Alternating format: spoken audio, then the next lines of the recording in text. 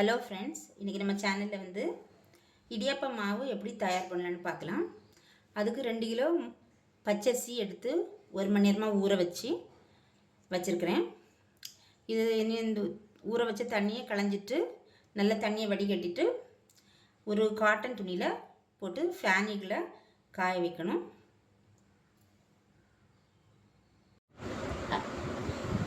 அரிசியை வந்து நம்ம காட்டன் துணியில் போட்டு காய வச்சுருக்கோம். அரிசி வந்து இந்த அளவு காஞ்சது போதும். நம்ம இனி வந்து இதை மிஷினில் கொடுத்து அரைச்சிட்டு வந்துடலாம். மாவு ரைஸ் மில்லில் கொடுத்துட்டு அரைச்சி வந்தாச்சு. இந்த மாவு வந்து இனி வறுத்து வைக்கணும். ஏன்னா வந்து மாவு கொஞ்சம் ஈரம் இருக்கிறதுனால வறுத்து வச்சா தான் நல்லாயிருக்கும், இல்லைன்னா கொஞ்சம் கெட்டு போகிற வாய்ப்பு உண்டு. அதில் கொஞ்சம் வறுத்து வச்சுக்கலாம். அதுக்காண்டி ஒரு பாத்திரத்தில் மாவு வச்சு அடுப்பில் வச்சுருக்கோம். அடுப்பத்தை வச்சாச்சு. இனி வறுக்க ஆரம்பிச்சிடலாம்.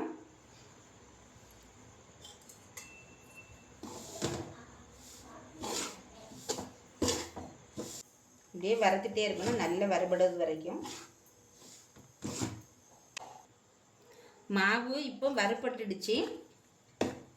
மாவு வறுபட்டது எப்படின்னு தெரிஞ்சுக்கன்னா, இப்படி கரண்டி எடுத்து தள்ளும்போது மாவு அப்படியே ஓடும், கரண்டியில் நிற்காம.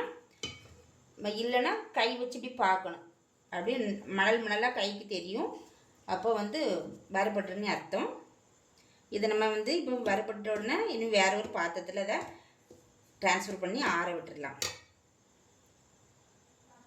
மாவு வறுத்தது பிறகு இப்போ ஆறியாச்சு. ஆறின மாவு வந்து நம்ம இப்போ ஜலிச்சு எடுத்துக்கணும். இப்படி ஒரு ஜல்லடையில் வச்சு மாவை வந்து ஜலிச்சு எடுத்துக்கலாம்.